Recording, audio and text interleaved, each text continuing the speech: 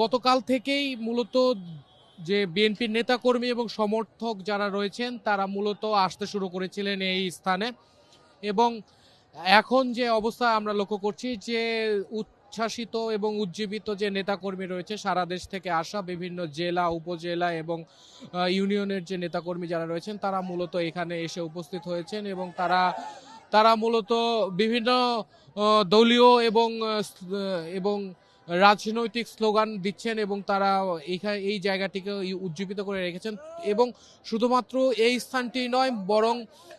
এই এই স্থানের পাশাপাশি আশেপাশের যে স্থানগুলো রয়েছে সেই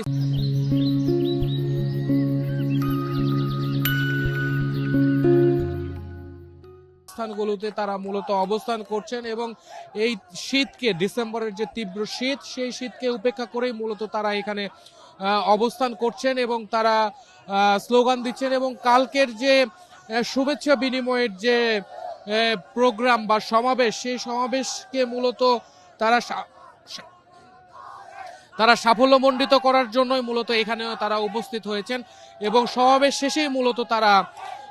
এইখান থেকে এই স্থান ত্যাগ করবেন। এবং দলের পক্ষ থেকে বলা হয়েছে যে এইখানের যে পরিবেশ রয়েছে সেই পরিবেশ যেন শান্তিপূর্ণ থাকে এবং এখানে যে গাড়ি চলাচল রয়েছে সীমিতভাবে, যারা পথচারী রয়েছেন তারা যাতে নির্বিঘ্নে চলাচল করতে পারে সেই নির্দেশনা দেওয়া হয়েছে এবং সেই ব্যবস্থাও রেখেছে সারা দেশ থেকে আসা যে নেতাকর্মী রয়েছে তারা। এবং আইন শৃঙ্খলার কথা যদি বলি, শুরু থেকে আইন শৃঙ্খলা রক্ষাকারী বাহিনীর সদস্যরা এখানে অবস্থান করছেন এবং এই স্থানটির নিরাপত্তা নিশ্চিতে মূলত তারা যথেষ্ট সজাগ অবস্থায় অবস্থান করছেন। এবং আমি আপনাকে জানিয়ে রাখতে চাই যে আজ রাত আমাদের বাংলাদেশের সময় রাত 12:15টার সময় লন্ডনের হিথ্রো বিমানবন্দর থেকে তারেক রহমান বাংলাদেশের উদ্দেশ্যে রওনা করবেন এবং আগামীকাল 11:50 থেকে 12টার মধ্যে বাংলাদেশে অবতরণ করবেন এবং পরবর্তীতে তিনি এখানে এসে দলীয় নেতাকর্মী, সমর্থক এবং সাধারণ মানুষের উদ্দেশ্যে তিনি তিনি